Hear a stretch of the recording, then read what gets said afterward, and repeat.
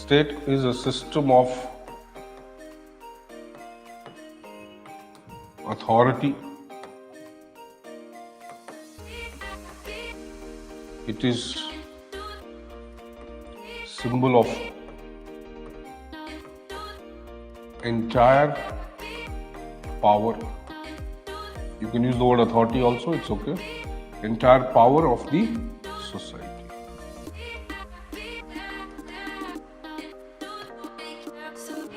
Right. It's important because definition of state helps us understand, right, to whom